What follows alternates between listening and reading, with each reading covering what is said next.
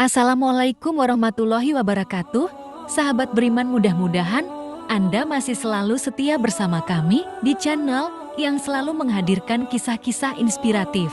Pada kesempatan kali ini, kami sudah menyiapkan satu kisah berhikmah untuk menambah iman kita. Sebelum itu, mari support channel ini dengan cara like dan subscribe. Klik lonceng juga biar kamu nanti mendapatkan konten bermanfaat lainnya. Ada seorang yagis ahli yoga mengajak seorang pendeta bersekongkol akan memperdaya Abu Nawas. Setelah mereka mencapai kata sepakat, mereka berangkat menemui Abu Nawas di kediamannya. Ketika mereka datang, Abu Nawas sedang melakukan salat dua. Setelah dipersilakan masuk oleh istri Abu Nawas, mereka menunggu sambil berbincang-bincang santai. Seusai sholat, Abu Nawas menyambut mereka. Abu Nawas dan para tamunya bercakap-cakap sejenak. Kami sebenarnya ingin mengajak engkau melakukan pengembaraan suci. Kalau engkau tidak keberatan, bergabunglah bersama kami, kata ahli yoga. Dengan senang hati, lalu kapan rencananya? Tanya Abu Nawas polos. Besok pagi, kata pendeta.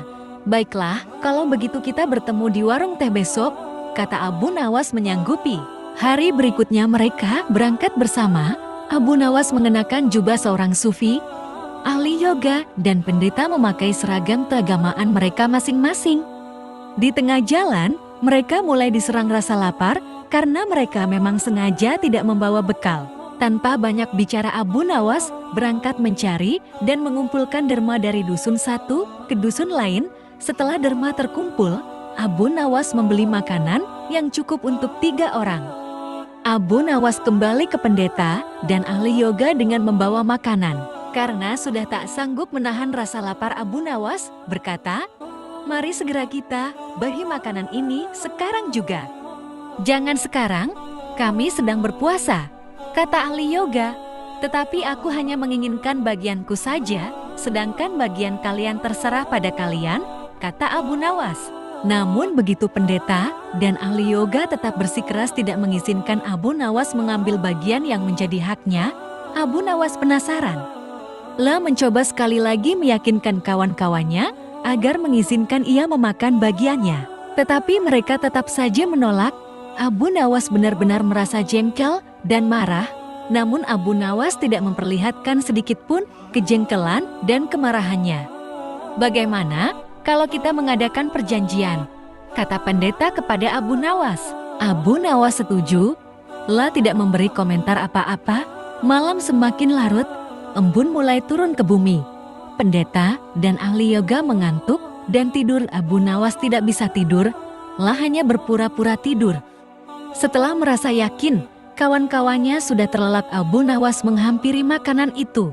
Tanpa berpikir 2 kali, Abu Nawas memakan habis makanan itu hingga tidak tersisa sedikit pun. Setelah merasa kekenyangan, Abu Nawas baru bisa tidur.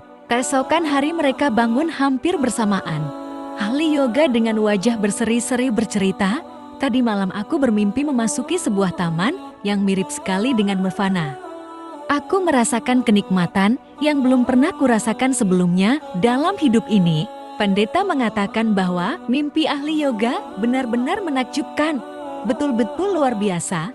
Kemudian giliran pendeta menceritakan mimpinya. Ahli yoga juga memuji-muji kehebatan mimpi pendeta. Abu Nawas hanya diam.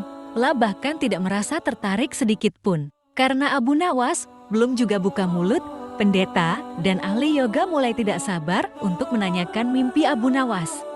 Lalu, Abu Nawas menceritakan mimpinya demikian dengan mengelabui ahli yoga dan pendeta. Sambil menahan rasa lapar yang menyayat-nyayat, pendeta dan ahli yoga saling berpandangan satu sama lain. Kejengkelan Abu Nawas terobati. Kini, mereka sadar bahwa tidak ada gunanya coba-coba mempermainkan Abu Nawas, pasti hanya akan mendapat celaka sendiri. Masya Allah, sebuah kisah yang mudah-mudahan bisa menjadi ibrah untuk kita. Jangan lupa berikan komentar Anda dan subscribe di channel ini agar nanti bisa mendapatkan kisah-kisah menarik lainnya. Sampai jumpa, wassalamualaikum warahmatullahi wabarakatuh.